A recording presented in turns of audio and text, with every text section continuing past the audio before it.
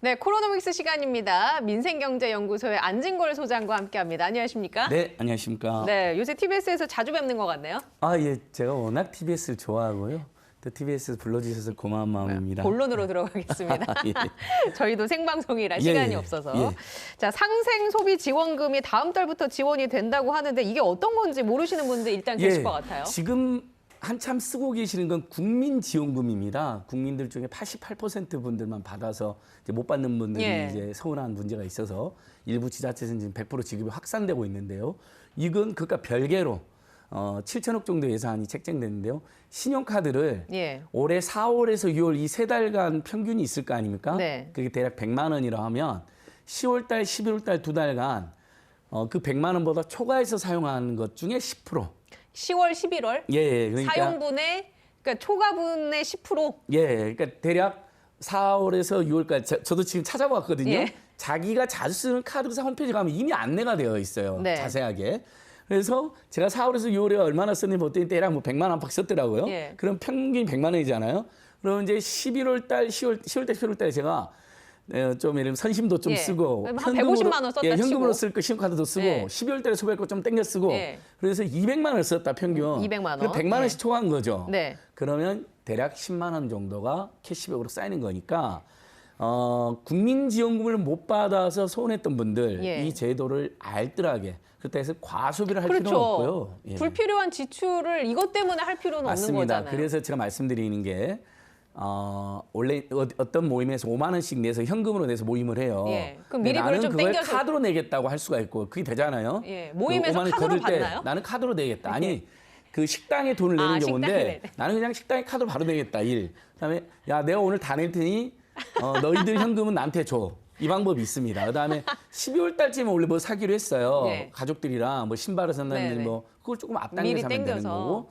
그다음에 지금 국민지원금은 오프라인의 지역 경제를 살리기 위해서 대기업하고 백화점하고 온라인이 안 되잖아요. 네. 이 상생소비지원금은 이게 너무 막 돈을 쓰러 다녔을 때 코로나에 악영향을 끼쳤기 때문에 온라인 특히 배달 앱이 허용이 됩니다. 예. 그러니까 배달 앱을 이제 자주 이용하시는 분들은 국민지원금은 못 쓰지만 예. 상생소비지원금을 이용해서 최대 10월 달에 10만 원, 11월 달에 10만 원까지 최대 20만 배달 원까지. 앱이 된다고 해서 뭐 먹을 거를 한 달치를 미리 살 수도 없는 노릇이고. 예.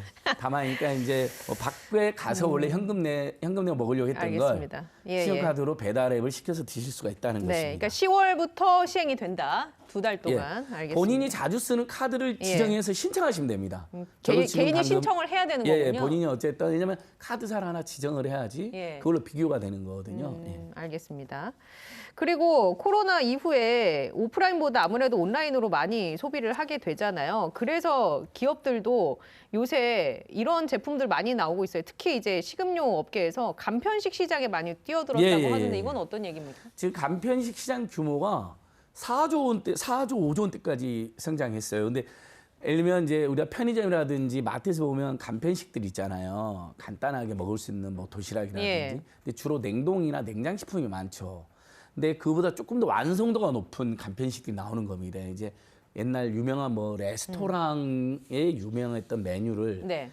밀키트 상태로 이렇게 파는 거죠. 아니면 반진공 상태로 해가지고 예. 바로 집에 갖고 와서 차려 먹거나 해 먹을 수 있도록 요 시장이 지금 급증하고 있는 건데요. 네. 더 인상적인 건 그 이렇게 동네마다 보면 유명한 맛집들 있잖아요. 막 줄 서서 드시는 그것을 이제 상품화해서. 식품업체들이 콜라보 해가지고 예. 상품화해서 이제 집에서 배달이나 또는 마트에 걸어가서 사갖고 와서 먹을 수 있게 요것들이 속속 출시되고 있다는 건데 이거 역시 코로나노믹스가 맞는 게 코로나 때문에 오프라인 레스토랑이나 오프라인 맛집 가는 행렬들이 줄어들었고 그분들이 먹고는 싶은데 그 심리에 딱 파고든 거죠. 그래요 우리가 배달해 드릴게요. 예. 마트에서 그냥 간편하게 사가십시오. 그러면서 이 시장이 지금 급증하고 있다. 그러면 이제 그 반대로 민생경제연구소 소장님이시니까 예. 골목 상권에 있는 요식업 업계 점주분들이나 이렇게 동네 음식점 사장님들 계실 거 아니에요? 예.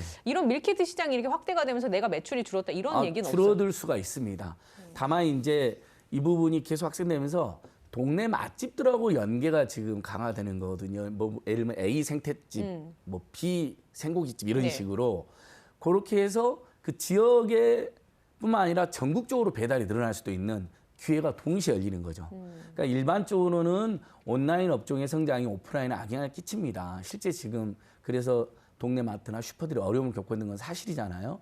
다만 본인들이 어떤 시그니처 메뉴를 잘 개발해가지고 맛집으로 소문이 나면 이제 기업에 우리가 먼저 연락할 수도 있고 밀키트 업체 예. 아니면 기업에서 보니까 지금 몇몇 대기업들은 제가 이제 맛집 이름은 안 부르겠지만 뭐 유명한 맛집들 있잖아요. 뭐 A 맛집, B 네. 맛집들에 연락을 먼저 하셔가지고 뭐 상품화하는 이렇게 얘기를 상품화해서 진행하고 있다. 예, 매장에서 팔기도 하고 예. 배달. 요즘 온라인으로 역시 배달이 가능하니까. 그러면 딱 아침에 와 있는 거죠. 예. 오늘 아침 먹을 거다, 저녁에 먹을 거다는 와 있는 겁니다. 소비자 그게. 입장에서 편하니까요. 예, 그렇습니다. 이거 한 가지 더 체크해 볼게요. 추석 연휴 끝나자마자 전기요금이 올랐습니다. 그런데 이게 공공요금이 전기요금뿐만 아니라 계속 오른다는 소식이 있던데 이건 어떻습니까? 예, 뭐 원래 공공요금은 우리나라가 다른 나라에 비해서 굉장히 저렴한 편입니다. 잘 관리해 왔죠. 그러나 이제 원가 상승 요인도 있고 적자가 누적되니까 이러면 최근에도 도시철도 요금 논란이 있었습니다. 예. 전기요금 일부 올랐고요. 네. 그다음에 가스요금 같은 것도 이제 오른다는 것인데 불가피한 측면이 있는데 다만 서민들 입장에서는 지금 코로나19 때문에 너무 힘들기 때문에 조금 더 인상이 유예됐으면 좋겠다라는 호소를 하고 있는 거고 저희도 그렇게 하고 있는 것입니다. 다만 공공요금이 많이는 안 오릅니다. 조금 오르죠. 왜냐하면 예. 국민들 경제를 생각해서. 근데 그게 큰 부담으로 느껴지는 것은 생활 물가가 오른 데 이어서 오르기 때문입니다.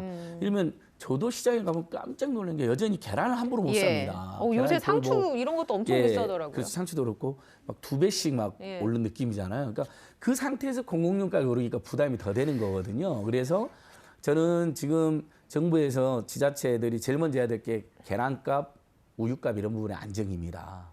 알겠습니다. 어떻게든 예. 그러면 이제 공공요금이 오르는 부담이 덜한 거죠. 예. 근데 만약에 물가를 못 잡은 상태에서 공공요금 줄줄 오르면 큰 부담이 되기 때문에 전기요금은 오랜만에 올린 거거든요. 어쩔 수 없다 하더라도 나머지 공공요금 인상은 최대한 정부에서 시기를 늦출 것을 제가 이렇게 간절히 호소드려보고요. 그다음에 아까 말씀드린 것처럼 국민지원금 같은 경우가 88%만 지급되고 100% 지급 안 되니까 못 받는 분들 입장에서 물가 인상 압박을 더 느끼는 거잖아요. 근데 지자체가 지금 100% 지급하는 데가 경기도에서 예. 충청남도 뭐 계속 늘어나고 있거든요.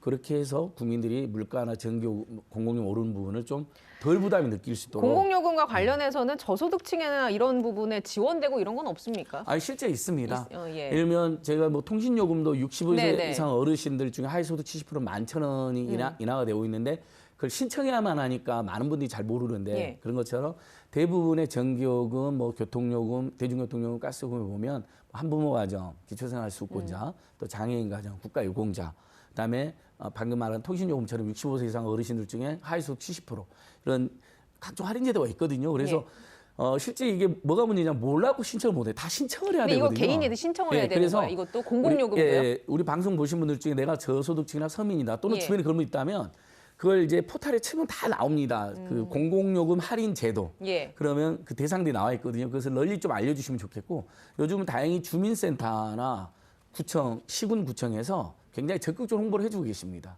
그건 알겠습니다. 굉장히 다양한 일이죠. 예.